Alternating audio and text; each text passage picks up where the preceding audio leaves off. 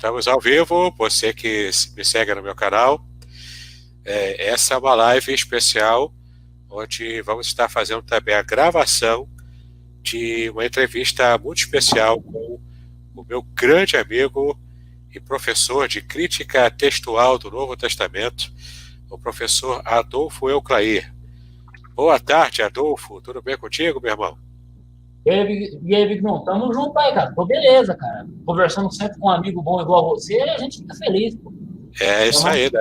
Tá na luta aí para fazer as pessoas conhecerem um pouco mais das línguas originais da Bíblia, a exegese, aqui a crítica textual, que é um trabalho que auxilia muito na exegese, mas propriamente a crítica textual a gente vai conversar um pouco hoje de que essa é uma disciplina que nos auxilia, né, para que entendamos a Bíblia com muito mais tranquilidade. Mas então, vamos conhecer quem é o Adolfo Euclair. Então, diga para nós, Adolfo, quem é você? Cara, eu sou Adolfo Clair, sou um caipira nascido no interior de São Paulo e agora eu tô exilado no interior do Paraná, né? E tamo junto aí, cara. Eu moro aqui em Paraná, em Maringá, Paraná, há 10 anos, né? Sou de Leme, São Paulo. Estudo grego aí um pouquinho de tempo, né? Sou formado em teologia, né? Pela Unifil, em 2017. Tenho mestrado em língua grega e crítica textual pelo Instituto Bíblico Elohim e atualmente eu curso história pela Unicesumar, né? Dou aula de grego à distância no meu canal, né? Eu tenho o meu canal e dou aulas de grego e crítica textual, que é a principal área do meu interesse, né? Eu gosto de muitas coisas, mas acho que essa é a parte mais importante uma parte muito importante e essencial para o cristianismo. E é isso aí, velho. Vamos levando a vida aí, entendeu? Com certeza. E o seu trabalho como professor, né, dessa área tão maravilhosa que é a crítica textual, como é que é o serviço, o trabalho da crítica textual, né? Que a gente vai também querer entender o que é a crítica textual, né? Vamos então colocar a ordem da casa aqui. Então, primeiro nos explique, professor, o que significa a crítica textual? O que é a crítica textual? Bom, crítica textual dentro da teologia, ela se refere à reconstrução textual ou estabelecimento de um texto, da leitura correta de um texto, ou da possibilidade de uma leitura ser correta. Porque todos nós aqui sabemos, a Bíblia não caiu do céu, né? Você disse isso numa conversa em off comigo, né? A Bíblia não caiu do céu, pronto. Né? Ela veio copiada através de mãos humanas. E aí, sua letra é diferente da minha, a letra de tal pessoa é mais bonita, a minha letra é mais feia que de tal pessoa, e você vai copiar uma carta de amor, você vai copiar, você vai errar letras, você vai fazer borrões, você vai pular partes, isso tudo sem querer fazer isso, né? Então, aí você leva isso para a transmissão bíblica, você tem vários manuscritos, todos eles com diferença entre um e outro, né? Então, você tem essa diferença entre manuscritos. Aí, quando você pega 2000 anos depois, em que a Bíblia foi escrita, quase 2000 anos depois, em que a Bíblia foi escrita, e aí você pega, então, como é que temos confiança na Bíblia? Nesse período todo de transmissão, uma cópia diferente da outra, então uma Bíblia foi sendo adulterada, uma cópia foi adulterando a outra, e isso. Essa é a pergunta que a crítica textual tenta responder. Qual leitura, se é do autógrafo, né, daquele que foi original, que saiu da mão do autor, né? Exato. E pensando nesse trabalho, né, que é um trabalho hercúleo, especialmente a crítica textual do Novo Testamento, é um trabalho assim de quase que um trabalho milimétrico, né? Porque nos refresca a memória aí, são quantas as incidências de manuscritos do Novo Testamento, dessas cópias, né, do Novo Testamento? Cara, assim, Dignão, são 5.800 manuscritos mais ou menos hoje, catalogados. Aí você tem desde manuscritos datados do segundo século até manuscritos datados do quinto século, 15º século, né, século XV. Você tem já manuscritos copiados no século XVI, mas eles já sofreram influência da reforma, né, da imprensa. Então, até o século XV, você tem manuscritos sendo copiados no padrão de a mão. Por isso são chamados manuscritos. Manuscrito, algo que é copiado à mão. E aí varia entre pequenas cópias desse tamanho, contendo apenas poucas palavras bíblicas, poucas letras bíblicas, até documentos inteiros e completos, né, como é o caso do Sinaítico, do Efraimita, e você tem também, dentro deles, partes faltando, né? Às vezes, o Evangelho de Mateus não vai até o verso, vai até o capítulo 20, até Mateus 14, e você tem alguns chegando completamente, ou parcialmente completo, ou quase completo, né? Você pega aí o Vaticano, ele é do século IV, ele só vai até Hebreus capítulo 8, se eu não me engano, verso 13, alguma coisa assim. Ele não contém Hebreus completo. Então, a crítica textual se preocupa em pegar esses documentos existentes e trabalhar com eles no estabelecimento do que foi ou do que não foi escrito. Né? Porque nós só temos cópias das cópias das cópias. E assim se segue, né? É claro. E nesse estudo, né, dessa tentativa, né, da gente recompilar os manuscritos do que seria esse texto original, que nós não temos mais, né, temos apenas as cópias, e então a gente faz essa compilação para remontar o texto original do Novo Testamento. Existem teorias sobre essas técnicas de você colocar você recuperar, né, esses textos originais. São 3 teorias, não é isso? Você poderia explicar para a gente, de modo resumido, quais são essas 3 teorias, essas 3 formas de se fazer a reconstituição? Perfeito. Na verdade, essencialmente são 3, né? Sempre há mais do que a gente... Mas se a gente for pegar cada ponto certinho, a gente foge. A gente perde muito tempo numa coisa que não seria tão enriquecedora. Mas, essencialmente, você tem 3 linhas de reconstrução textual. Né? Essencialmente, você tem 3 linhas. As 2 mais importantes é a linha eclética e a linha majoritária. E depois você tem o texto, você tem o chamado texto recepto. A linha majoritária, a linha eclética, ela vai pegar pelos documentos mais antigos. Então, a linha eclética é chamada de eclética porque o ecletismo é mistura. Ela mistura uma teoria entre os manuscritos mais antigos e a evidência interna. Então, ela mistura a evidência interna e os manuscritos mais antigos e faz com que as leituras sejam estabelecidas a partir desses 2 critérios, pesando eles sempre de igual maneira. É mais ou menos isso. Né? Evidência interna é você analisar o que o manuscrito está escrito, a linguagem do autor, que palavra possivelmente ele utilizaria, qual palavra ele mais utiliza. Então, a evidência interna lida com isso.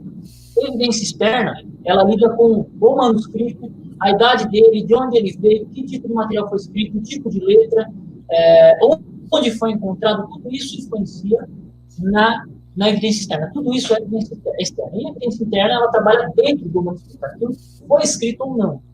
Então, o ecletismo, ele comete essas duas metodologias de pesquisa, ok? Já o majoritário, ele segue a mesma teoria, ele segue a mesma abordagem. A evidência externa, documento, antiguidade e tal, e você tem a evidência interna. Só que o que defende a linha de reconstrução majoritária, ele vai trabalhar o seguinte, ele vai dar peso a todos os manuscritos existentes. Então, ele sempre vai levar em consideração aquela leitura na sua grande maioria de manuscritos, por isso que é chamado de majoritário. É claro que ele leva em consideração a evidência interna, é claro que ele leva em consideração a idade do manuscrito, porque o manuscrito do século V é natural que ele não tenha sofrido tanta corrupção, né, ao longo do século. Né? Porque se você pegar um documento do século XV, que foi copiado da cópia, é mais fácil você ir na cópia mais antiga. Só que nem sempre a cópia mais antiga também ela acerta em tudo. Isso o ecletismo moderado já demonstra. Quem quiser saber um pouquinho sobre isso, é só bater o olho numa edição revisada, no Novo Testamento grego, só bater o olho numa estriada, olhar o aparato crítico, você vai ver que tem horas que 2 manuscritos mais antigos, Sinaítico e Vaticano, uma hora o texto escolhe, uma hora o texto eclético vai contra os 2, e por aí vai. Enquanto que o majoritário não. O majoritário pega a grande maioria dos manuscritos, leva em consideração o testemunho dos documentos mais antigos, como o Sinaído, o Vaticano, a paz da igreja, por aí vai, e bola para frente. E a terceira linha, que é importante, mas ela não é essencialmente uma linha de reconstrução. Até agora eu falei sobre métodos de reconstruir um texto. A terceira linha, essencialmente, ela não define um método de reconstrução de um texto grego, ela define um texto grego estabelecido. E esse texto é chamado de texto Estético, que foi, tecnicamente, o texto utilizado na Reforma. Como assim? Erasmo de Roterdã foi lá, o grego de um instrumento, e aí, no texto dele, foi impresso como o texto de Cardeal Ximenes, depois dele, Simão Polineu, Roberto Stefano, Teodoro Beza, os irmãos Azevedo. Aí, muitos impressores foram pegando apenas o texto de Erasmo, de Cardeal Ximenes e de Beza, e foram reimprimindo, sem fazer grandes alterações no texto. E aí, num dado momento da história, em 1600 e pouquinho, uma pessoa, os irmãos Azevedo, colocam o nome do texto de uma publicação de um texto grego deles e falam assim, texto Argum Receptum, o texto que agora é recebido por todos. E aí o nome colou, igual piada que você não gosta, apelido que você não gosta, e colou. E aí, para facilitar a história, a gente vai lá e chama tudo isso de texto Receptum. De certa forma, é um anacronismo, mas também facilita na pesquisa disso. E o que acontece? O defensor do texto Receptum, ele defende esse texto especificamente. E ele vai se basear em quê? Ele vai se basear dizendo que Erasmo Roterdã fez isso, Teodoro Beza fez isso, os impressores da Reforma fizeram isso, porque foi o texto grego utilizado para traduzir King James, Almeida Corrigida Fiel e por aí vai, e aí eles usam isso não como uma metodologia objetiva de reconstrução pessoal, mas uma abordagem dogmática, né? Não, eu creio que esse texto seja revelado por Deus, inspirado por Deus e ponto. Né? E aí seguem por esse caminho. Né? Então você tem essas três linhas aí, essencialmente. As três formas de você fazer uma reconstrução textual do Novo Testamento. E qual é a que você adota, que você acha mais adequada? Tecnicamente, eu gosto bastante. Essa pergunta é bem... Eu vou dar uma de Dória aqui, então, para não responder a pergunta. É muito relevante essa pergunta, porque eu sigo a linha majoritária, né? E já quero entrar no porquê eu defendo a linha majoritária, que aqui já vai virar uma apologia à defesa majoritária. Não, brincadeira. Eu defendo a linha majoritária porque eu entendo que você tem 5.800 manuscritos, cara, copiados ao longo das eras, da era cristã. O cristianismo passou por várias fases. O período primitivo, o período dos pais da igreja, o período medieval, o período protestante. Houve mudanças e tal.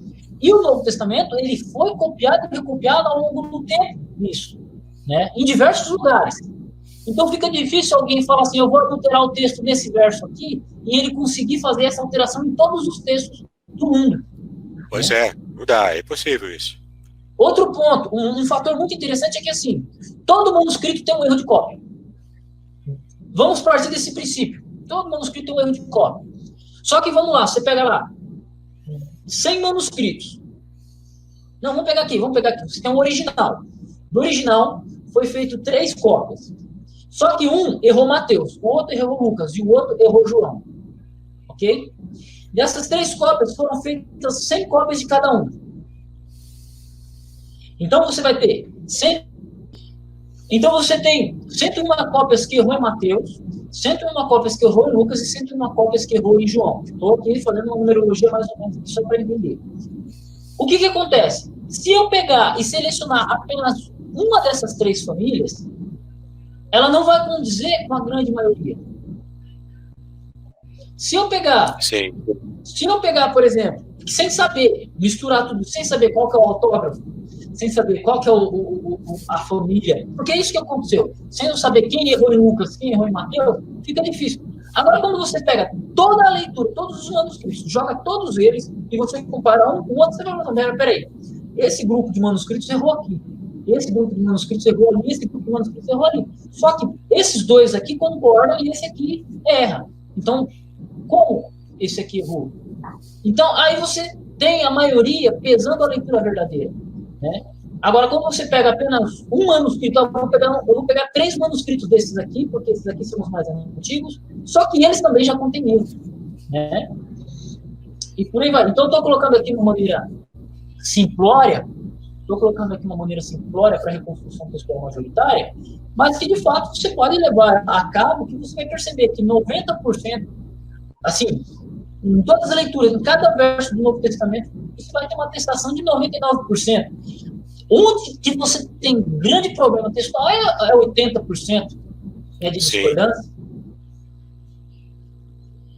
Então, é por isso que eu sigo por esse caminho. Porém, você tem no método eclético, no ecletismo moderado, uma teoria muito boa, uma teoria até que sólida, ao meu ver, se muito bem utilizada, se muito bem compreendida, que é assim. Você vai nos manuscritos mais antigos, então você tem lá a cópia original, você tem 3 cópias, uma cópia de cada uma, né? E você tem 100 cópias para cada. Então você tem 300 cópias mais recentes, 3 cópias primitivas e uma cópia original. O método eclético, ele vai pegar os 3 as 3 cópias mais antigas, né, que são 3, que deram origem às outras, e eles vão tentar reconstruir o texto original a partir dessas cópias mais antigas, né?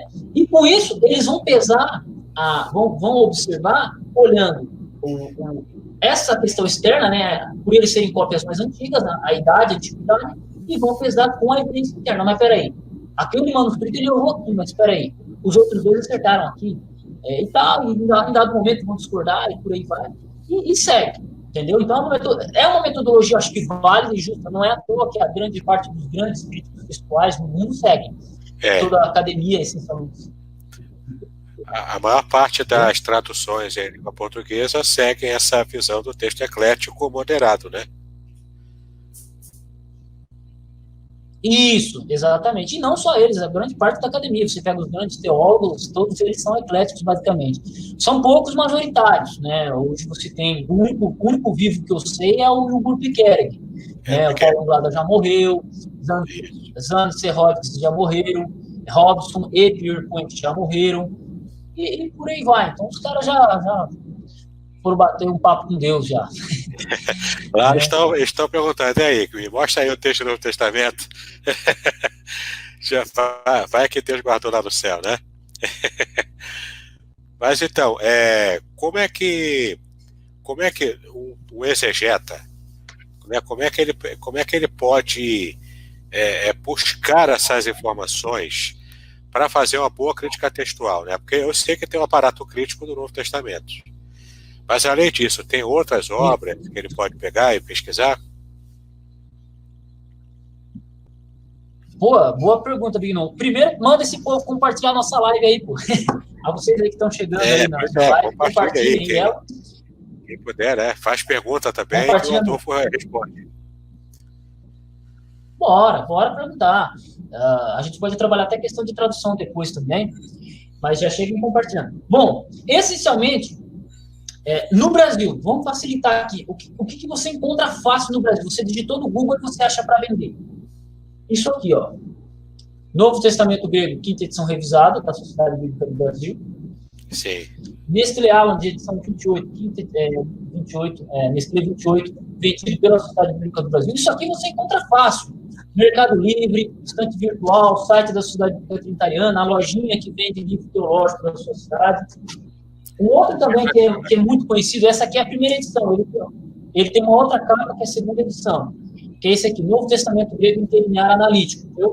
Se você me der tempo, eu posso dissertar sobre cada um deles depois. Pode falar sim. Esses que você vai ter aparato crítico fácil. Esses é o que você encontra em língua portuguesa, tipo assim, publicado no Brasil mesmo, não precisa mandar vir de fora e tal. Então, nesses textos aqui, eu quero trabalhar com eles. Existem mais que eu vou abrir depois, mas eu vou dar preferência para aqueles que estão no Brasil, né? O Novo Testamento Grego, quinta edição revisada, ele é um texto grego publicado em 2012, né, pela Sociedade Bíblica Alemã, e trazido em 2016, 2017 pela Sociedade Bíblica do Brasil. Ele é o texto grego, né? Tem o texto grego. Deixa eu colocar aqui. Ele tem o texto grego aqui. Sim. Ele tem o texto grego, e ele tem um aparato crítico que ele mostra algumas variantes, troca de palavras, troca de letras, testemunhas. Isso, a nota de rodapé. Exatamente. O aparato crítico, ele é assim. Ele é a nota de rodapé. Só que o que acontece? Quando você fala nota de rodapé, você está falando de uma nota de rodapé que é uma explicação de alguma passagem bíblica, explicação do significado de uma palavra, uma nota marginal. Isso é nota de rodapé, isso é nota marginal. Aparato crítico é essa nota de rodapé especializada e específica para a crítica textual. Então, quando você fala esse texto tem uma nota, tem um aparato crítico, você está dizendo que o texto grego ele contém informações sobre manuscritos, pais da igreja e versões antigas, especificamente sobre isso. Ele vai tratar em forma de código, mas das variantes textuais. Ele vai demonstrar... Exatamente. Esse aqui já é o Nestlé Aland. Ele segue a mesma coisa, né? Ele segue o texto grego e ele tem o aparato crítico, né? Deixa eu vir aqui ele tem um aparato crítico, né? Qual é a diferença entre um e outro? Bom, os dois no texto grego, a mesma linha de reconstrução textual, seguem iguaizinhos nisso.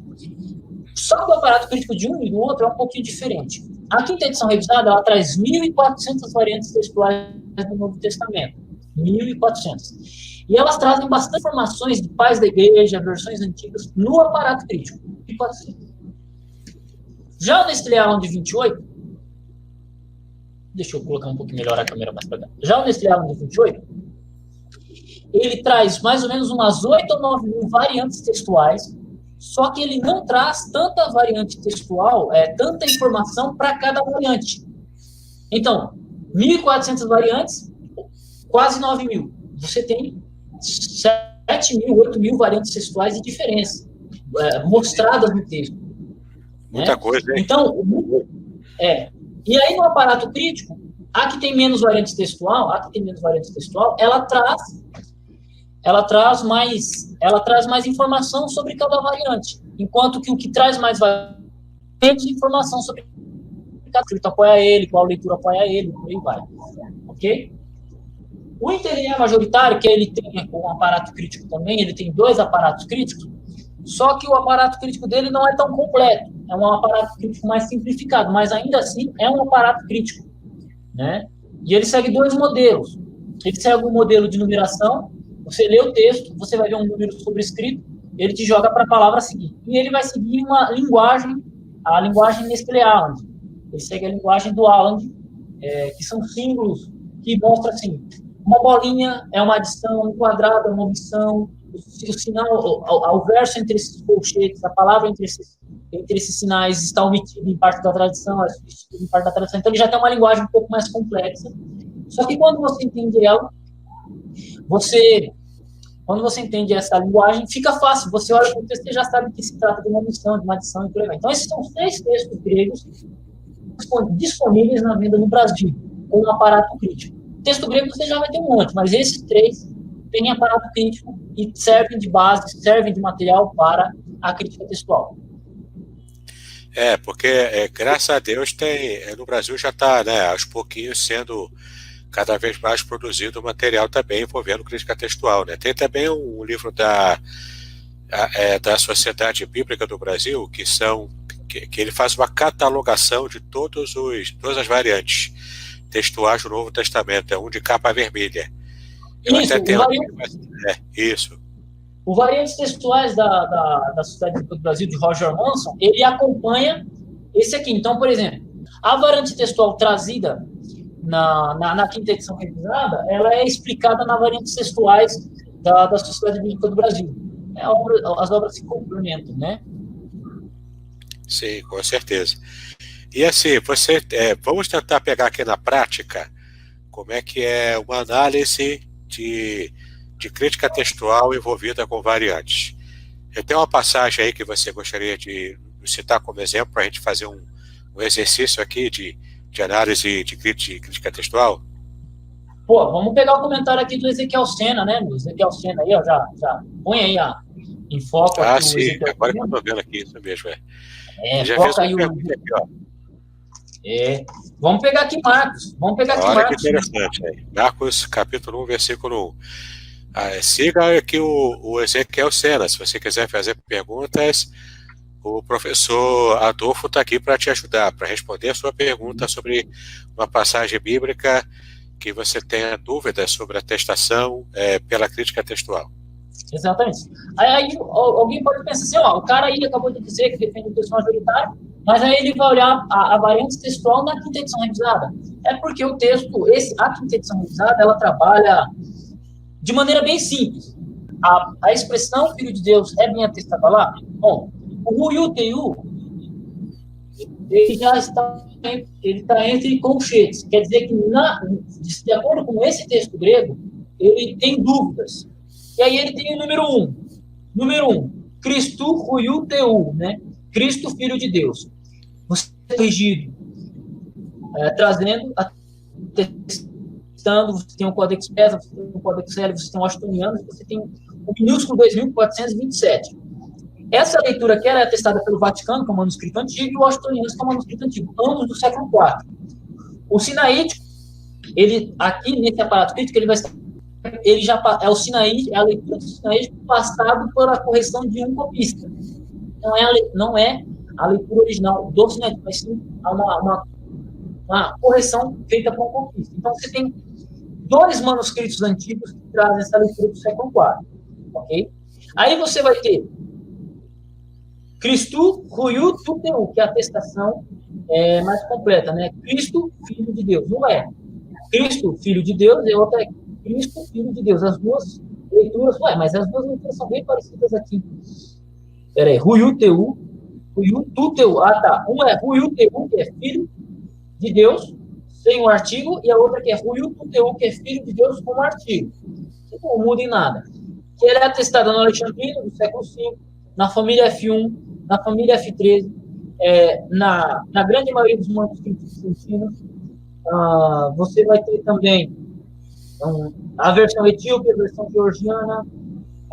Deixa eu pegar aqui também. Você vai ter Vulgata Latina, você vai ter boa parte das Vulgatas Latinas, das Vetus Latinas, você vai ter a Siríaca, P, a Siríaca H, a Cópita Saítica, a Cópita Boraítica, e você vai ter Irineu, Ambrósio, Cromácio, Jerônimo, Orígenes, Astério, Serapião, Cirilo de Jerusalém, Severiano, Exílio, Vitorino, Petal, Jerônimo.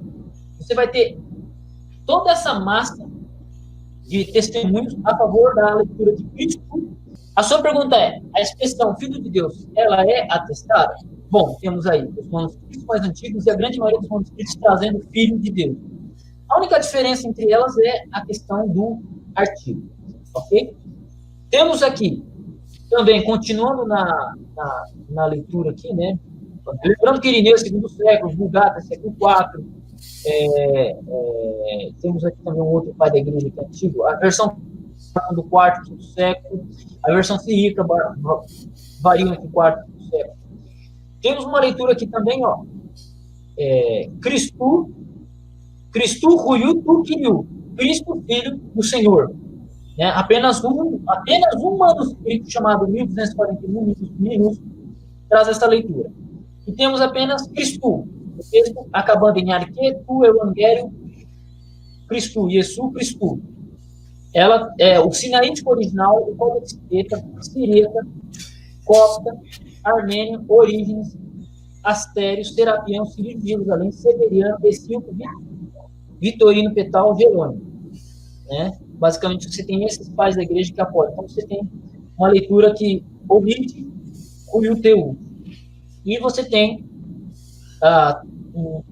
um texto omitindo essa leitura completamente. Minúsculo 28, Irineu, latino, Epifânio também omite isso. Então, você tem atestação, Huiuteu, os manuscritos como Vaticano, Washingtonianos, Alexandrino, boa parte dos pais da igreja e boa parte das versões antigas. Então, ele é bem atestado nisso. O único antigo que omite ele é o sinaítico original, a leitura original.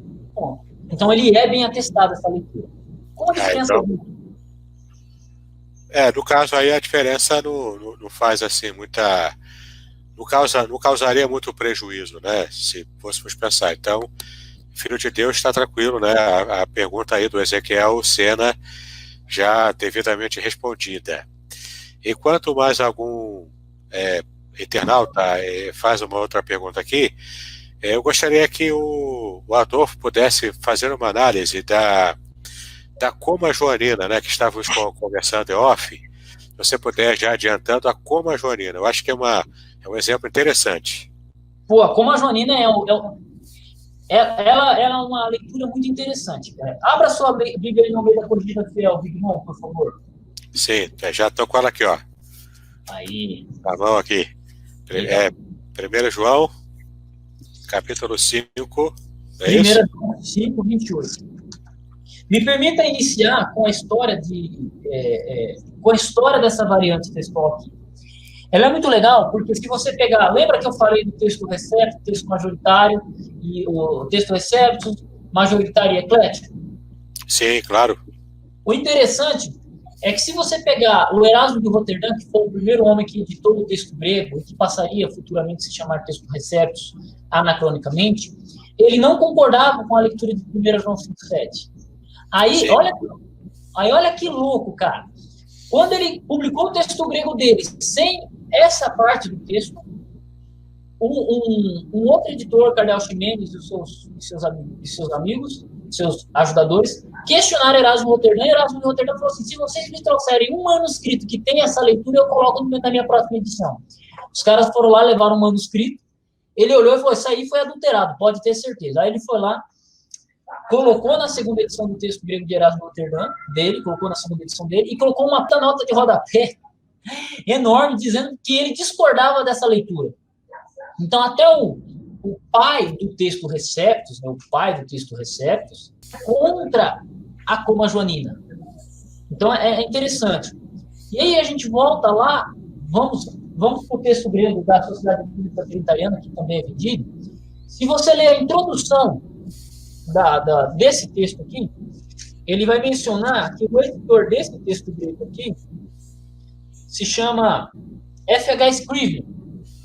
F.H. Scrivener é o cara que editou esse texto Receptus aqui, esse texto Receptus utilizado pela Sociedade Bíblica Trinitariana e vendido lá. Em junho ou julho já chega para vender. E o interessante é que F.H. Scrivener também discordava dessa variante textual. Ele discorda dessa leitura que se encontra no texto Receptus. Lê para a gente aí, Vignon, por favor, o verso 5 e o verso 7 de João 5,7. Porque 3 são os que testificam no céu: o Pai, a Palavra e o Espírito Santo, e estes 3 são um. Versículo 8. E 3 são os que testificam na terra: o Espírito e a água e o sangue, e estes 3 concordam num. Vou ler aqui no majoritário. Olha que legal. O majoritário ele traz assim, ó, eu vou ler em português para facilitar. Porque são 3 os que testificam: o Espírito, a água e o sangue. Veja que no texto majoritário ele recortou, olha que legal, a maioria dos manuscritos recortou boa parte do verso 7 e boa parte do verso 8, que é a leitura que não é atestada, que não é dada por F.H. Scrivener e nem acreditada por Erasmo de Roterdã, e não é acreditada pela maioria dos manuscritos, não é a leitura acreditada pelos defensores do texto eclético, eles discordam dessa leitura, né? Eles não concordam com essa leitura de 1 João 5,7, basicamente. Aí você fala, por que, Adolfo? Essa é uma leitura que ela se encontra apenas na Vulgata Latina. Se você voltar nos pais da igreja latinos, eles trazem esse texto, porque são 13 que testificam no Pai. Só que eles trazem com muitas variantes. E aí, se a gente olhar no aparato crítico da quinta edição revisada, que aí eu aconselho você, se você tiver acesso a ela, se você conseguir ler ela, se não souber ler ela, se não conseguir ler o aparato crítico dela, eu tenho um curso sobre o assunto. Pô, Everson, já respondemos a sua leitura aí, cara, e ela vai entrar nos cursos que a gente vai trabalhar. Primeiro, cheguei. Não, a gente já entra aqui batendo, aqui a live, nós aqui é profissional do bagulho, né? 1 João 5,7, verso 6, verso 7, aqui. Porque são 3 os que testificam: o Espírito, a água e o sangue. Nota de rodapé 4, verso 7 e 8. Nós temos aqui a Martyrium Christus Pneuma e Dorheimer. Nós temos aqui os manuscritos que apoiam essa leitura, omitindo ela. Quem omite ela? Sinaítico, século IV, Alexandrino, o Vaticano, século IV, o Psi traz a palavra Martirúcio, Temos aqui o inicial 48, que omite, o inicial 5, o minúsculo 5, o minúsculo 33, o minúsculo 81, o minúsculo 88, o minúsculo 221, o minúsculo 307, 429, omite, só o primeiro cai, a primeira conjunção E, os minúsculos 436, 442, 636, é uma porrada de minúsculos aqui que omitem, então a grande maioria dos manuscritos omitem, os iniciais KLP, o lecionário 888, a Ítala, a versão antiga da Ítala, a Ítala AR, Vulgata WW, Vulgata ST, ou Vulgata Siríaca, omitem, Copta Saítica, Copta Boraí, omitem. A versão etíope, a georgiana, eslava, Clemente, Orígeno, Cirilo, Dionísio, Pseudo Dionísio, João Damasceno, Rebatismo, Ambrósio, Agostinho, Cudoveltos e Facundo. Todos esses caras omitem esse texto. Tudo isso. Então, você tem a grande maioria dos manuscritos, você tem os manuscritos antigos, mais da essa leitura. Aí temos aqui uma leitura parcial, né? Uma variante, que é os que testemunham no céu, o Pai, a Palavra e o Espírito Santo. E esses três são um, né? E os três testificam na terra, né? O Espírito, a água e o sangue. Aí você vai ter o minúsculo 221, o minúsculo 2318, 2473. Minúsculos, eles são do século XII, século XIII, século XIV, perfeito? E por aí vai. E outros com pequenas variantes, ok? Aí depois nós vamos ter aqui, em latim, pais da igreja que traz essa leitura, que é testemunho de culto, ou Dante, em terra, espíritos, ou espíritos. Você tem essa leitura aqui, apoiada pelos pais da igreja, com muitas variantes textuais dentro do latim, que nem compensa eu ficar citando aqui. Então a gente percebe o seguinte, que esse texto aqui, 1 João 5,7, ele tem uma atestação, de acordo com o texto recente, apenas nos pais da igreja em latim, não em todas as vulgatas, não nos manuscritos gregos, não nos pais da igreja gregos, e não nas cópias mais antigas. Nem a maioria, nem os mais antigos, nem os pais da igreja essencialmente trazem, as versões antigas trazem. Apenas alguns pais da igreja e com muita variação textual dentro deles. Por isso que ela não é uma leitura atestada. O texto eclético não é uma leitura atestada na maioria dos manuscritos e nem na grande massa dos antigos. Ela só consta apenas em textos certos por causa de uma treta no passado. Então, na verdade, algumas pessoas até, mas o pessoal de uma geração antiga, né, para tentar comprovar a Trindade, estavam baseando fortemente, né, o seu argumento em cima desse texto. Só que a gente tem que ser honesto, o texto não é atestado, realmente não consta nos melhores manuscritos, então não tem por que a gente forçar a barra, né, com esse texto. A gente consegue comprovar a Trindade com outras passagens, que não precisando forçar a barra com essa. Perfeito. Ô Bignão, posso só complementar o que você está dizendo, o que você disse aí? Pode falar. Aí já vamos passar para a pergunta do Everson. Isso, beleza. Eu só vou explicar e já explico um pouquinho mais da história do texto Receptos, e aí a gente conversa com o Everson Júnior aí. Tranquilo. O interessante é que a gente está discutindo aqui reconstrução, que é o primeiro passo da exegese, né? Então, quando a gente vai fazer exegese, o primeiro passo que uma pessoa vai fazer, antes da pessoa tirar qualquer conclusão teológica, doutrinária, ela vai fazer a crítica textual, ela vai fazer isso que eu fiz. Pegar o texto no grego, ver que leitura é atestada, que manuscrito atesta, se possível, vai lá no manuscrito, vai lá no pai da igreja para conferir, né, porque o aparato crítico ele não é um fim em si, ele apenas é um direcionador nosso para saber quem apoia quem torce para o Corinthians e quem torce para o São Paulo. É só para a gente saber quem é quem. Não é, mas ele não é um fim, porque o aparato crítico da analisada, ele é um fim, mas ele não é toda informação sobre o assunto, né? Tanto que você pode ver nas variantes textuais, você pode pegar Tischendorf, você pode pegar outros aparatos críticos como da família 35, que a gente quer entrar depois, mas essencialmente isso aí. Então, a gente está discutindo crítica textual para estabelecer o texto, para depois fazer uma análise exegética, para depois fazer uma análise teológica e histórica. Então, olha o processo que é estudar a Bíblia com profundidade. E esse é o convite do Caminho do Dom, esse é meu convite para você. Estude a Bíblia. Estudar a Bíblia a sério, né? Levar a sério o estudo. Bom, perfeito. Vamos seguir aqui então, professor. Posso seguir? Bora. Everson. Grande Everson. Olha só a pergunta dele. Ele tem mais 2 textos aqui para a gente seguir. Olha só, ele pergunta. Em Apocalipse 22, 19, a ACF diz parte do livro da vida. Já a Almeida Revista Corrigida diz livro da vida. Ele diz aqui ainda, diz árvore da vida. E a pergunta agora, por que essa diferença? Vambora.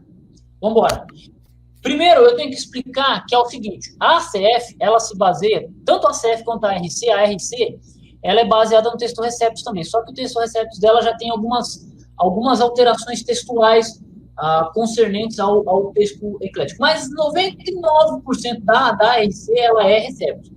A Almeida da Corrigida Fiel também é texto Receptus, ok?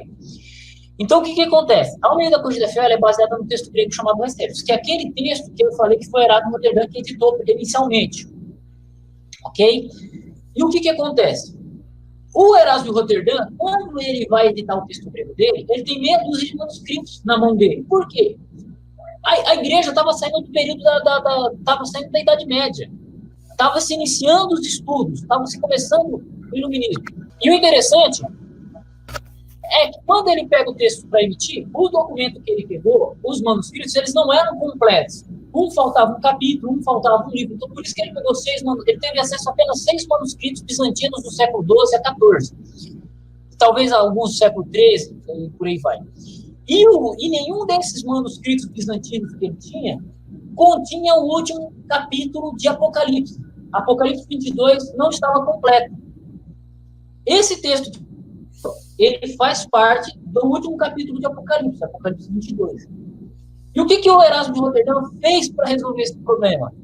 Ele pegou latina, ele pegou uma Vulgata latina, que já tinha sido impressa 50 anos antes dele, 60 anos antes dele, 70 anos antes dele, 60, 70 anos antes dele, 1450. E ele pega e retraduz do latim para o grego. Faz a tradução inversa. Ele faz uma tradução inversa. E o que acontece? Isso faz com que o último capítulo no texto Receptus, principalmente da Almeida Corrigida Fiel, ele tenha algumas leituras que não são atestadas por manuscrito grego nenhum. Entendeu? E aí, para explicar essa variante textual para você, antes de ir para o texto grego, eu tenho que ir para a Vulgata Latina. Por quê? Eu conheço o texto, e a gente vai para a Vulgata Latina. A live era sobre crítica textual do Novo Testamento, e a gente faz parte, isso aí. Daqui a pouco a gente faz oração em latim aqui. Dorime, ameno, divano. Se Jesus tivesse voltado, a gente já dava a extrema-unção, né, em latim? A gente já dava extrema-unção aqui nos irmãos. Né? E olha que legal. Aqui vai falar o seguinte, ó. Apocalipse 22, verso 19. Et si quis demurit de verbis libri prophetis huius. Ao fet, Deus parte eis ligno vitae, et si vitae santa. Et diz, cai scripta in sunto livro isto. Aqui vai trazer escrito no livro da vida, que é a leitura do texto Receptus, né? Que é a leitura da Almeida Corrigida Fiel, ok? Então, aqui, o seu nome estará escrito no livro da vida. Mas me permite abrir em Apocalipse 22, verso 19, na Almeida atualizada. E se alguém tirar qualquer coisa das palavras do livro desta profecia, Deus tirará sua parte da árvore da vida. Então, enquanto que na Vulgata Latina repetiu-se a palavra livro, no texto, nos manuscritos gregos, eles trazem árvore. Entendeu? Os manuscritos gregos, eles trazem árvore, eles não trazem livro. Por quê? Fica estranho você falar assim, retirarei você do livro da vida, e não sei o que, o livro da vida, e não sei o que. Ele repete muitas vezes no livro. E aqui não, ó. E se alguém tirar qualquer coisa dos livros dessa profecia, Deus tirará sua parte do livro da vida. Não é do livro da vida, é da árvore da vida, da cidade santa, escritas nesse livro. Ele fala o quê? Se alguém tirar qualquer coisa das palavras do livro dessa profecia do livro do Apocalipse, Deus tirará sua parte da onde? Da árvore da vida. Das coisas que se acham escritas neste livro, no livro do Apocalipse. Entendeu? Então não faz sentido a palavra aqui, aí aqui já é um processo de evidência interna, você olhar e falar assim, não, é livro da vida, porque livro ele já citou livro no início e livro no final. Aqui ele está se referindo à árvore da vida que é mencionada várias e várias vezes. E o que acontece? Essa variante livro da vida, certo? Ela não tem atestação grega, ela só tem atestação latina. Só latina, por causa da tradução inversa. Por causa da tradução inversa, porque no texto em latim, lá atrás, livro da vida, porque livro e árvore são parecidas em latim. Ligno, você tem ligno e libro. Então, você confunde árvore. O tradutor aqui, ao fazer a Vulgata Latina, ele confundiu ligno com livro, e aí gerou essa variante, e essa variante foi parar no texto recepto por causa da falta de acesso a materiais gregos completos. Entendeu? Incrível, né? Pô, é fascinante, cara. É fascinante, é incrível. Você perceber o quanto até mesmo as dificuldades, né, de um dado período histórico, como isso influencia nos períodos posteriores, inclusive na questão da tradução da palavra de Deus. Aí você vê como que é osso trabalhar com crítica textual, como é osso trabalhar com exegese, porque eu não entrei na área do Bignon, que é exegese. Eu só entrei no estabelecimento, estou falando de estabelecimento do texto bíblico, né, para depois a gente fazer exegese, depois a gente fazer teologia. E aí, Bignon, o cara entra na tua live e fica te fazendo perguntinhas sobre calvinismo, dando pontadinha de calvinismo, dando pontadinha de calvinismo. Pô, mano, isso aí não é nada, me perdoe, tá? Mas essa discussão de arminiano e calvinista não é nada perto do sério da palavra de Deus. Porque o estudo a gente vai lá no cerne, né? Vai lá aonde foi produzido e como foi produzida a questão da Bíblia nas línguas originais. Então, Everson, acho que nós conseguimos responder a sua pergunta. E se alguém mais quiser fazer uma outra pergunta, fique à vontade. O professor Adolfo está aqui para te ajudar a compreender uma passagem bíblica que você tenha dificuldade. Adolfo, estávamos conversando em off sobre uma outra passagem do Apocalipse que você havia comentado comigo. Se quiser também falar aqui, enquanto os nossos espectadores aqui mandam mais perguntas, né? Para a gente tentar ganhar tempo. Se quiser fazer a citação, eu coloco aqui para o povo saber. Faz a citação aí de Apocalipse 22, verso 14, que vai ser um prazer, cara. Eu acho que essa é a passagem que eu mais gosto, cara, assim, de falar. Porque... 14. Apocalipse 22, verso 14, cara, porque essa é a variante mais da hora. Antes de iniciar, Everson, muito obrigado pela pergunta, mano, porque você mandou a pergunta exatamente onde eu queria chegar, cara. Você pegou um cerne muito legal. Então, o texto do Receptos, ele tem essa carência documental, né? E por aí vai. Então, Apocalipse 22, verso 19. Por isso que ele traz livro da vida sem atestação grega nenhuma, só com atestação latina, enquanto que a maioria dos manuscritos gregos, todos os manuscritos gregos, trazem árvore da vida. Até o texto majoritário, aqui ele traz aqui a palavra árvore da vida. Árvore da vida, Zilu, Apótolo, Zilu, Tesois. Árvore da vida, variante 13. Variante 13, um texto majoritário, Tuzilu, majoritário, sinaítico, alexandrino. Contra, um texto crítico, né? Contra, Bibliu, TR, que só se encontra apenas no TR, não se encontra em nenhum manuscrito grego. Ok? Então, vamos adentrar em Apocalipse 22, verso 14, que é uma outra variante textual, e essa já é interessante, porque você vai encontrar os que guardam os mandamentos de Deus, e você, em certas Bíblias, em outras Bíblias, você vai encontrar os que lavam as vestes. Olha que louco. Então, coloca aí pode copiar e colar no texto, na Almeida Corrigida Fiel, em Almeida atualizada, para a gente dar exemplo. Ok? Em português mesmo aqui, para o pessoal ver e entender o que eu estou falando. Tá, então você quer que eu... Então vá falando aí enquanto eu vou pescando aqui para colocar na tela. Já pesca ela aí pra gente. O que acontece? Na Almeida Corrigida Fiel, você vai ter assim, os que guardam os mandamentos de Deus. Na Almeida Atualizada, em Bíblias baseadas no texto eclético, elas vão trazer assim, os que lavam suas vestiduras. Aí você pode perguntar, Adolfo, como é que surgiu essa variante? Por que ela tem? O que veste tem a ver com mandamento? Cara? Guardar mandamento é uma coisa, é uma ação. Lavar as vestes é você pegar uma roupa suja e lavar ela. Né? Você tem uma diferença tremenda de verbo aí, de ação. Né? Como é que surgiu essa variante? Só que aí você vai lá no texto grego. No texto grego traz assim, ó, Macarioi, roi, poiuntes, tas, entolas autum. Quer dizer assim, aqui, bem-aventurados aqueles que guardam os mandamentos dele. Macarioi, roi, poiuntes, tas, entolas autum. Se a gente vai na leitura do texto Receptus, né, essa é a leitura majoritária, é a leitura do texto Receptus, se a gente vai no texto da Almeida atualizada, é o verso 6, né, a leitura 6. Poiuntes tas entolas autum, majoritário, contra plinuntes tas estolas autum. Sinaí, Alexandrino e Cristo. Aqui, nós vamos ter uma leitura muito parecida. Plinuntes tas estolas autum. Veja aqui, no grego, estolas quer dizer vestes, entolas quer dizer mandamento. Falado isso rápido, elas soam muito parecidas. Elas têm uma sonoridade muito parecida. Surgiu essa variante.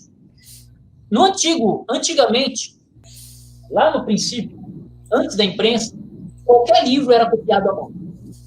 Se você queria comprar um livro, você tinha que pagar alguém para copiar esse livro. Primeiro, você tinha que achar alguém que tivesse o livro, para depois pagar alguém para copiar ou você mesmo copiar. Tinha pessoas que queriam Bíblia. Então, o que acontecia? Chegava no mosteiro, o cara falava assim, eu preciso de 30 Bíblias para daqui 6 meses. O copista não vai ficar, só tem uma cópia. O cara não vai pegar uma cópia, copiar outra, esperar o outro copiar para copiar a Bíblia inteira. O que eles faziam? Colocavam lá 20 pessoas sentadas, das 7 horas da manhã até as 10 da noite, não tinha o que fazer, né? Era só orar, jejuar e orar. Não, essa era a vida do mosteiro. E o que eles faziam? Pegavam muita cópia de grego e faziam o quê? Ditado. Cai, du, erpomai, taqui, macaios, roteron, curupus, e o cara ficava horas e horas falando. E aí os outros, por ouvir, ficavam copiando. Só que depois de 10 horas fazendo isso, ou 11 horas fazendo isso, 6 horas fazendo isso seguido, alguma coisa vai sair diferente, porque é ditado, o cara entende. Então o cara entende lá, perguntas estolas ao tom. Opa, os que lavam as vestes.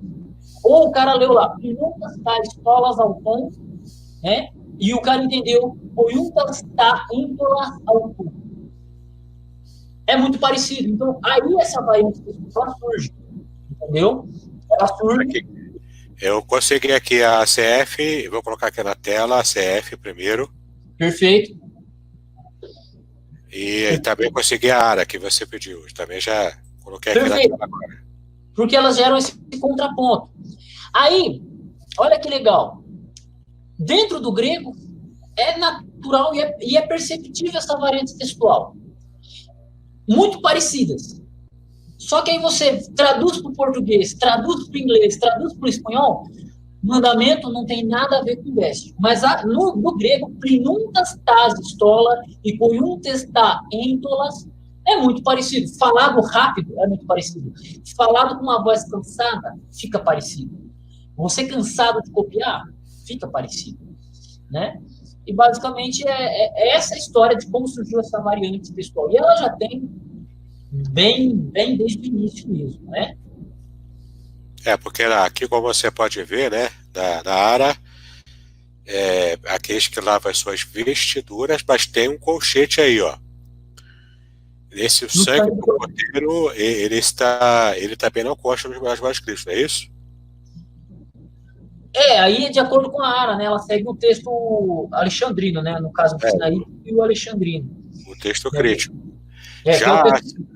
Já aqui na ACF, ó, que eu coloquei de novo aqui na tela, bem-aventurados aqueles que guardam os seus mandamentos, e ponto. Não tem vestiduras e nem tem sangue do cordeiro, porque de fato essa é a leitura do texto Receptus, né, que é mais antigo no caso. No caso do texto Receptus, na leitura do texto Receptus, na leitura do texto majoritário, que nisso eles concordam, depois eu quero trabalhar um pouquinho em comparação com o verso 19, você tem a grande maioria dos manuscritos trazendo os que guardam os seus mandamentos, né? E isso é atestado pela evidência externa, pela grande massa de manuscritos. Adolfo, então não tem um apoio antigo para essa leitura? Você tem um pai da igreja que atesta mandamento, um pai da igreja do século III. Só que aí vamos lá. Você, Bignon, você usa uma versão antiga, uma Bíblia. Você pega lá a Bíblia de Jerusalém, edição de 1981. Pô, é normal, você vai lá, pega a Bíblia de 81, só que ela é bem mais velha que você, ela é bem mais velha que eu. Você falou para mim que tem uma Almeida corrigida, uma Almeida, João Ferreira de Almeida de 1693, que o facsímile que eu comprei com o Mota, Rogério Mota. Você está pegando uma tradução de 400 anos antes de você, né? Você pega um texto que foi escrito antes de você, século III. Então, você tem um pai da igreja que atesta mandamento, e o texto que ele usava, com certeza, era mais antigo do que os manuscritos citados, Sinaítico, Alexandrino, né? Então, você tem um testemunho antigo para isso, para mandamento, né? E essa é a evidência externa.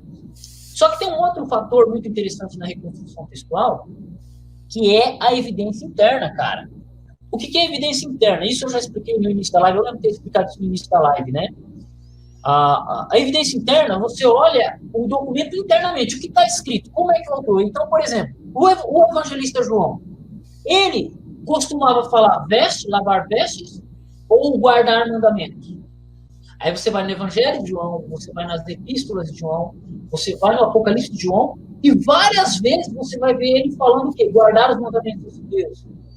Guardar o novo mandamento dos povos. Ele sempre fala isso. Filhinhos, não nos dão um novo mandamento, senão já dado pelos antigos, né? Você pega Apocalipse 14, verso 12, Apocalipse 12, verso 17. Os que guardam os mandamentos de Deus e têm a fé em Jesus. Então, várias vezes, João se refere ao mandamento. Não estou aqui falando defesa de determinada doutrina, não. O fato é, João fala isso. Não é discussão doutrinária. João fala isso várias vezes. Uma única vez ele fala lá em Apocalipse, na metade do livro de Apocalipse, e ponto, né? Então, assim, e não faz sentido. Por que lavar a veste se a pessoa já está praticamente salva aqui em Apocalipse 14? Então, você tem certas perguntas que você faz para o texto que não ficam bem claras em ser lavar as vestes, e sim guardar os mandamentos, né? E por aí vai. Então, é uma porrada de argumentação, que eu vou falar 2 horas só sobre esse tema. Esse versículo também dá pano para manga, né? Boa, não. Qualquer variante que a gente pegar vai dar pano para manga. Aí você pode parar e pensar, mas peraí, Adolfo, o texto Receptus está errado em Apocalipse 22, verso 19, mas ele está certo em Apocalipse 22, verso 14. Quase isso. É basicamente isso. Nem todo o texto grego acerta em tudo. Pois é, não é? Entendeu? Agora, professor Adolfo, eu tenho outra pergunta, enquanto mais pessoas vão colocando aqui, ó. Opa, surgiu aqui mais uma. O Cristiano está dizendo que o seu áudio está cortando, mas aí é internet, né? Não tem jeito. José fez outra pergunta. A graça e a paz do Senhor Jesus. Como harmonizar Mateus 11:13 com Lucas 16:16? Um grande abraço. Pô, é um prazer responder. Isso aí é um texto muito legal, que é aquela tradução. É mais fácil. Vamos abrir o texto? Vamos ao texto, né? Melhor. Pô, vamos abrir o texto em português. Isso aqui eu vou explicar. Muito da hora. Bignon, qual que é a tua prática aí com livros, com os livros sinóticos? Os sinóticos, a prática, quando eu faço a minha exegese, eu vejo a semelhanças e diferenças entre os sinóticos, né? Pô, os três evangelhos sinóticos, eles são parecidos 100% ou não? Não, 100% não. mas são bem próximos, mas 100% é claro que não. Exatamente. Nós temos aqui em Lucas 16 um texto muito legal. Depois, nem precisa abrir, ô Bignão, porque aí eu já vou explicar aqui. Temos aqui, a lei e os profetas duraram até João, e desde então é anunciado o reino de Deus, e todo homem emprega força para entrar nele. O legal é que você tem uma palavra aqui chamada duraram. Essa palavra duraram, se você abrir o texto grego, não consta no original, ok? Então, o texto, na maneira traduzida, literalmente, ele vai ser assim, a lei e os profetas até João. Desde então é anunciado o reino de Deus, e todo homem emprega força. É assim que Lucas relata essa passagem, tá? Não quero trabalhar mais questões sobre tradução, porque essa adição da palavra duraram, ela gera uma contradição com o verso 17. Por quê? O cara lê, a lei e os profetas duraram até João, não quer dizer que a lei foi abolida, a lei foi parada. Só que se você ler o verso 17, ele contradiz o verso 16 com essa palavra duraram, ó. É mais fácil passar o céu e a terra do que cair no fio da lei. Ué, num verso ele abole a lei, no outro verso ele atesta a continuidade da lei? Contraditório, né? Então, essa palavra durar ela é uma adição do tradutor. Mas vamos ler o texto. A lei e os profetas até João. O que o texto está dizendo aqui? Que a lei e os profetas no sentido do Messias. A lei e os profetas falaram do Messias até João. Perfeito? Ok? Agora vamos para Mateus 11:13, que eu já até sei que texto que é um texto fascinante. Esse mesmo texto, que eu já estou até com ele aberto aqui na ACF. Lê para nós aí, Bruno. Diz aqui, ó, porque todos os profetas e a lei profetizaram até João. Aí, no verso 13, nós temos aqui, porque todos os profetas e a lei profetizaram até João. Agora, olha aqui, até João. Agora, olha aqui, Lu. Esse texto do verso 13 aqui de Mateus, ele traz a palavra profetizar no grego. Profetizar o quê? A vinda do Messias. Entendeu? Qual que é o problema aqui, meu amigo? Qual que é o problema em Mateus 11, em linkar um com o outro? Não tem problema. Porque quando Mateus relata, ele lembra da palavra profetizar. Quando Lucas relata, ele não coloca a palavra profetizar. Ele simplesmente lê os profetas até João e segue em frente à vida dele. Por quê? Mateus, ele tinha o hábito de ser mais detalhista. Lucas... Era mais resumido. Lucas, isso então. Mateus, ele era mais detalhista, ele era mais preciso, ok? Lucas, ele já escreve as coisas de maneira mais mais rápida, mais sucinta. Então, quando você pega uma comparação entre os evangelhos, não é só esse verso que você vai encontrar isso. Você vai encontrar outros versos nos evangelhos, que se você comparar Mateus com Lucas, Mateus com Marcos, Mateus ele é muito mais detalhista do que os outros. Entendeu? É natural, porque o Big No, ele enfatiza uma coisa, eu enfatizo outra, a pessoa que está lá enfatiza outra. E tal. Por que isso? São pontos de vista de um mesmo ponto, né? Mas são diferentes. Exatamente. E fora que a gente tem que lembrar que Mateus tem um público, Lucas tem outro público e Marcos tem outro público. Por exemplo, Mateus, ele tem um teor mais judaico, né? Ele mostra Jesus fazendo discursos, Jesus debatendo com os caras da lei, voando com os pés no peito dos caras e pá. Marcos já mostra Jesus um cara ativo. Jesus, um cara que vai lá e faz. Olha, Jesus andou com tanto, aí Jesus correu, aí Jesus um teletransporte, aí Jesus fez não sei o que. Não mostra um Jesus muito ativo. Por quê? Marcos, ele escreve o Evangelho de Marcos para romanos. É o público-alvo. Fora que você também tem algumas expressões romanas, centurião, e isso você encontra onde? No Evangelho de Marcos. Né? Então, você tem uma pegada, um público mais romanizado aqui. Né? Então, e aí Lucas?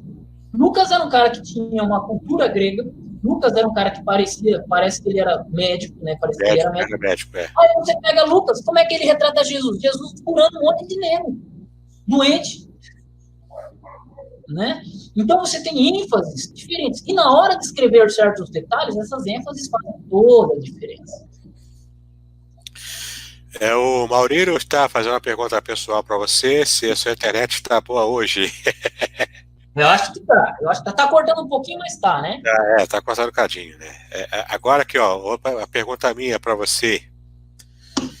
Final longo de Marcos ou final curto? Cara, essa Qual aqui que é é. melhor atestado na crítica textual? Pô, cara, vamos abrir aqui vamos abrir. É, A última vez que eu abri isso aqui para ver o final longo de Marcos, cara, foi para fazer o meu vídeo na quarta edição revisada, né? E depois eu não dei. eu lembro, eu Mas assisti esse vídeo. esse final longo de Marcos é uma treta, por quê? Se você pegar ele nos manuscritos mais antigos, pelo método eclético, ele não consta, porque todos os manuscritos ecléticos, sinaítico, alexandrino, vaticano, eles matam o texto ali. Ponto. Eles matam o texto ali e finish. Ok?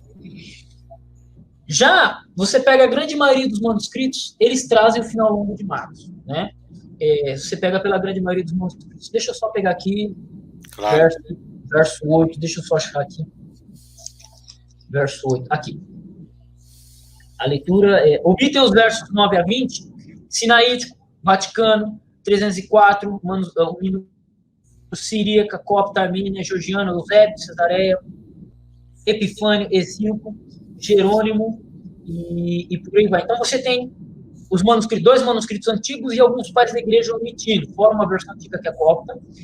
Aí, o que acontece? Você tem variação na adição no texto em si. Você tem manuscritos que trazem um final mais longo e outros um final menos longo, né?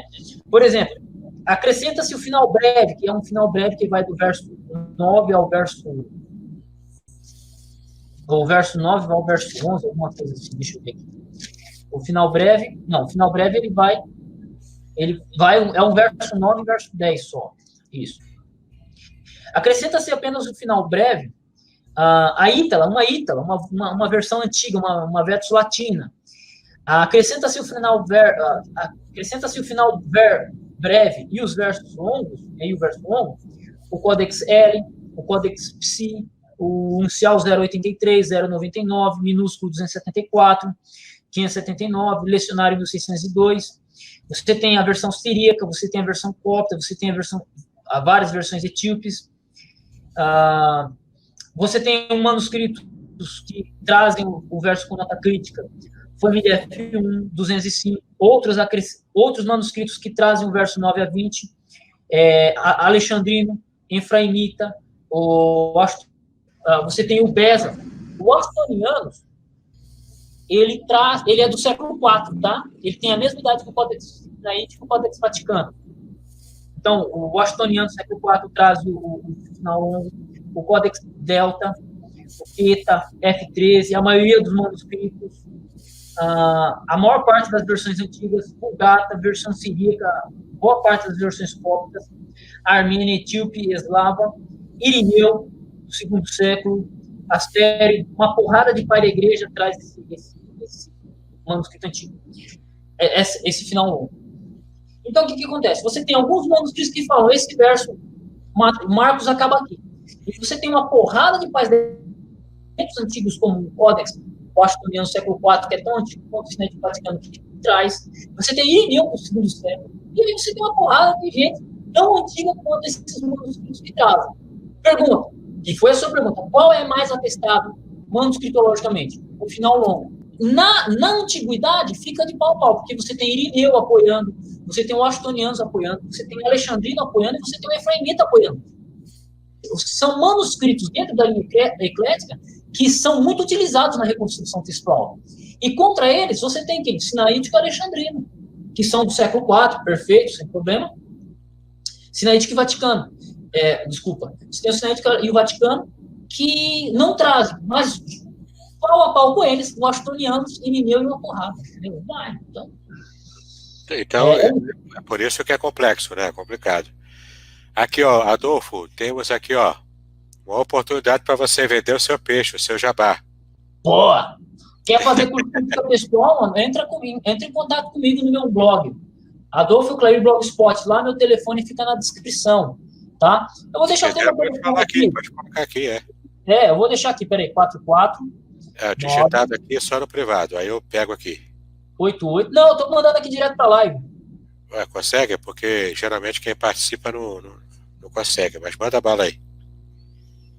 Não é que eu não consigo, é porque eu tô fazendo o quê? Eu tô fazendo a live com você aqui Ah, no celular, entendi. e tô vendo, entendeu? Também. Tranquilo. Eu coloquei mais duas perguntas aqui, que assim que você fizer o seu jabá, a gente segue aqui Perfeito. com essas duas perguntas. Eu tenho um curso de crítica textual introdutório de 4 meses, eu dou aula de grego, e eu tenho curso ensinando a usar o interlinear majoritário, usando a quinta edição revisada.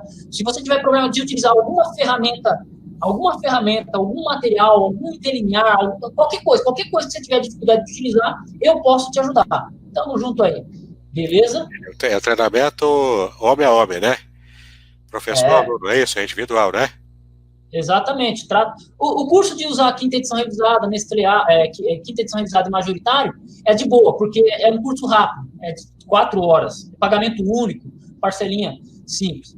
Já o curso de crítica textual é um curso mais pá, né? Ele é 4 meses, tem leitura, tem que. É um negócio. O bagulho é osso, mano, mas é da hora, é da hora. Não, é bacana. Estudar essas coisas, eu fico fascinado. É muito maneiro. Então pode entrar em contato comigo aqui no número que eu deixei aqui, fechou? Beleza. Bota aí então, que aí eu boto aqui depois em evidência quando entrar aqui no chat. Fechou. Pergunta, Adolfo. Mais uma perguntinha.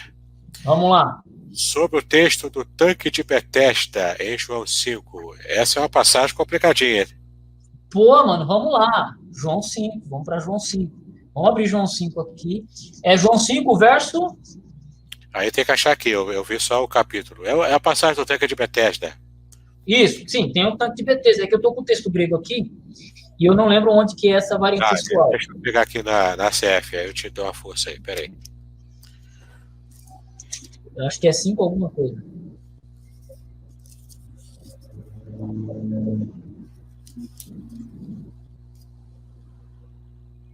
Deixa eu ver se eu acho aqui, ó. 5:39? O 39 é examinar as escrituras. Ah, eu tô em Lucas, pô. Desculpa aí. É João. Aí fica osso, né? Aí complica, né? Eu sei que é no comecinho. É no primeiro versículo, 5:1. João 5:1. Então tá. Temos aqui.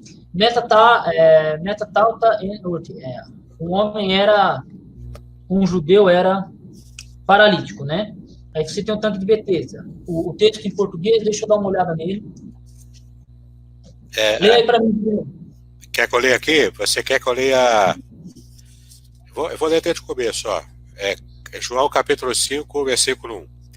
Depois disto havia uma festa entre os judeus e Jesus subiu a Jerusalém. Versículo 2. Ora, em Jerusalém, à próxima porta das ovelhas, um tanque, chamado em hebreu Betesda, o qual tem 5 alpendres. Versículo 3.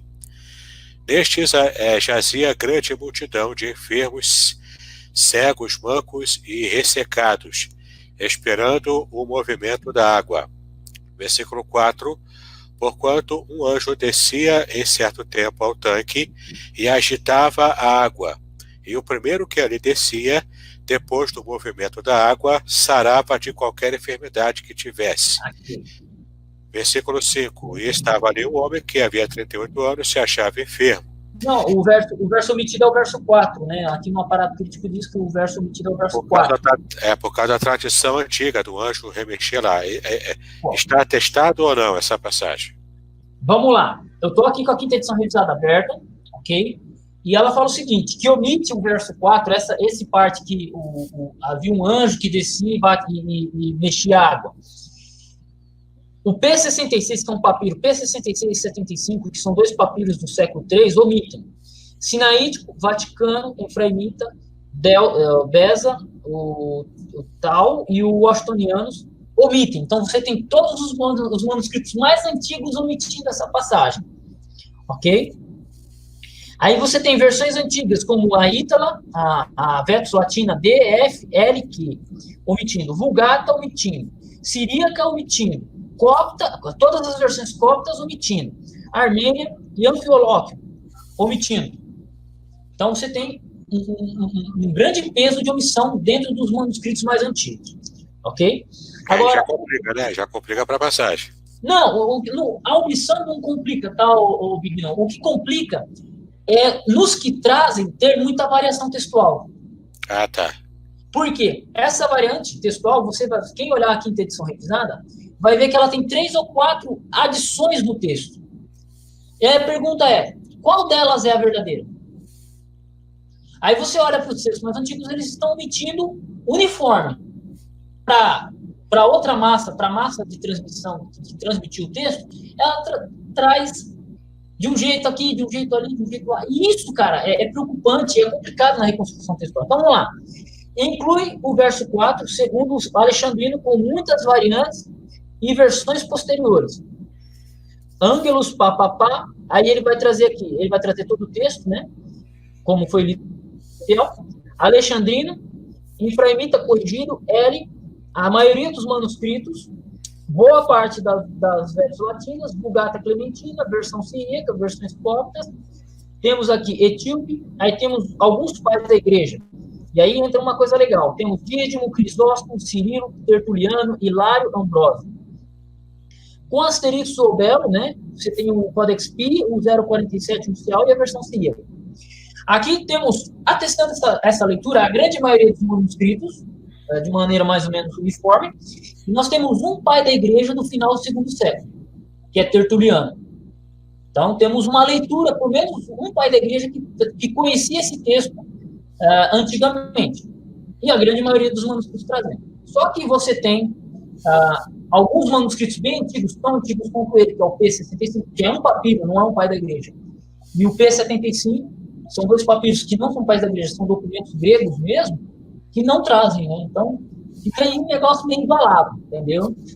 Um vai dizer que omitiu, o outro vai dizer que não é que removeu, e por aí vai. Da sua opinião, removeu ou não removeu o anjo?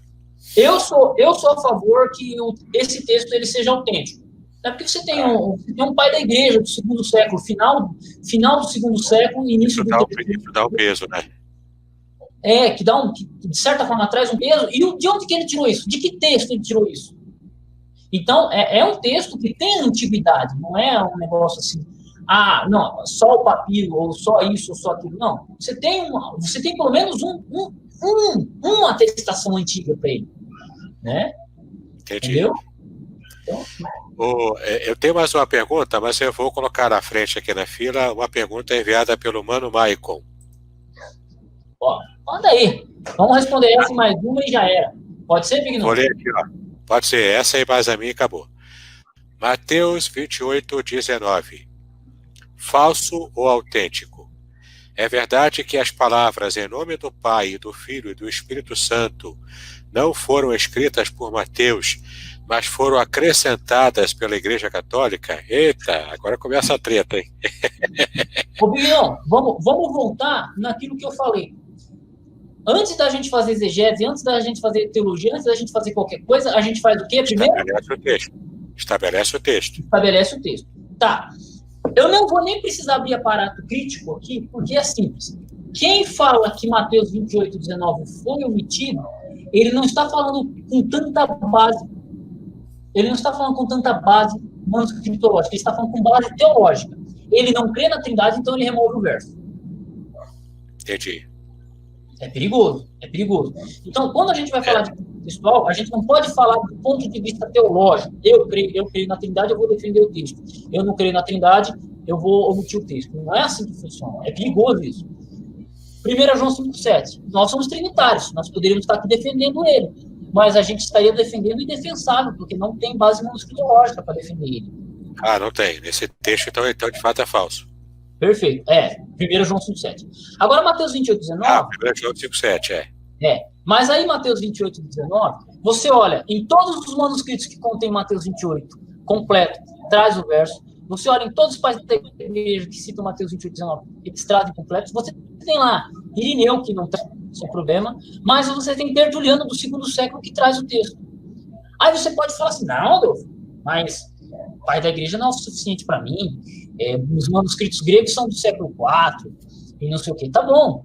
Se você olhar na quinta edição revisada, e você procura lá Didaquê, Didaquê é datado na quinta edição revisada como segundo século, ok? Segundo século. Só que se você abrir em qualquer site de pesquisa sobre Didaquê, lá ele fala que Didaquê foi escrito no primeiro século. Então você tem o Didaquê sendo escrito tradicionalmente no primeiro século e a atestação manuscritológica dele no segundo. Ok? Perfeito? Você tem isso aí. E o interessante é que o Didaquê, ele é antes de Tertuliano, ele é antes de Irineu, e ele traz Mateus 28:19. E ele é um documento que traz o batismo trinitário. Então você tem a maioria dos manuscritos, os manuscritos mais antigos, uma atestação sobre Mateus 28:19. Mas aí o desgramado, que não me crê na Trindade, sabe o que ele fala para você? Não consta, porque eu não creio na Trindade e a Trindade não está de acordo com as Escrituras. Não é a crença que manda no texto, é o texto que manda na crença. Primeiro estabelece o texto e depois estabelece a crença. Entendeu? No caso do Coma Joanina, que é 1 João 5,7, ok. A gente reconhece que não tem atestação. Mas desse de Mateus 28:19 eu não tenho que discutir. Porque o Mateus 28:19 é um texto muito bem atestado, ele é muito mais bem atestado do que outros textos. Ele tem muito menos problema textual do que outros textos que a gente discutiu ao longo do tempo aqui. Então, se Mateus 28:19 é falso, não é autêntico, então o cara tem que pegar o Novo Testamento dele e jogar no lixo. Dá para outra pessoa, doa, faz o que quiser. Porque não serve. Ele está mutilando, né? Ele está jogando fora um texto plenamente atestado. Não só plenamente, você não tem problemática de variante textual. Você tem uma variante textual de Mateus 28:19, baptizontes e baptizantes. O sinaítico, o Vaticano traz baptizontes. O sinaítico traz baptizantes. É o mesmo verbo ali, com uma variação minúscula. Que não afeta nada, né? Então, assim, quem fala que Mateus 28:19 é falso, tipo assim, é uma pessoa que ou não conhece crítica textual, né, ou ela não sabe utilizar a metodologia de maneira correta. Ela impõe a crença dela primeiro no texto. Ela põe primeiro a crença e depois o texto. Não, você tem que... né? Aí quando a pessoa lê, eu não sou trinitário, mas a pessoa lê Mateus 28:19 lá e lê, ela fala, não, Trindade, e segue em frente, mas o texto é autêntico. Por exemplo, o Testemunho de Jeová arrancou esse texto da Bíblia deles? Não arrancou. Não. Por quê? Porque tem atestação. Pronto. Pelo menos aí eles foram honestos, né? Pois é.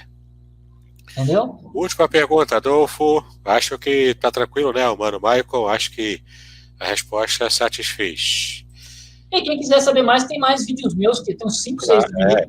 O canal do Adolfo é fantástico. É só você procurar lá que tem muito conteúdo. Mas muito conteúdo mesmo. Última pergunta. Sobre a mulher adúltera, em João capítulo 8, a partir do primeiro versículo. Esse texto, ele tem atestação na crítica textual ou não? Cara, eu vou ser rápido e pleno, porque eu já tenho um vídeo sobre o assunto, né? Ele é excelente, mas eu quero ser rápido e pleno aqui. Eu entendo que a perícope da mulher, ela é autêntica.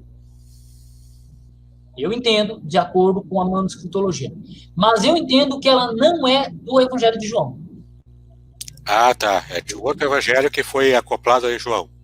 Ela foi alguma história, ela é uma história contada, mas que ela acabou inserida em João. Mas originalmente ela não é de João. Não tem problema em manter ela em João, porque ela é uma passagem autêntica. Entendeu? Ok? Então, tendo isso em mente, o que acontece? Os antigos, que eles removem essa passagem sinaítico, Vaticano e por aí vai. Por outro lado, você tem a grande maioria dos manuscritos trazendo elas. Você tem alguns manuscritos que jogam ela para Lucas. Você tem alguns manuscritos que jogam ela para o final de João. E você tem, se eu não me engano, pelo menos um pai da igreja do segundo século que traz ela, que atesta essa história. Entendeu? Então, é aquilo. Ela é uma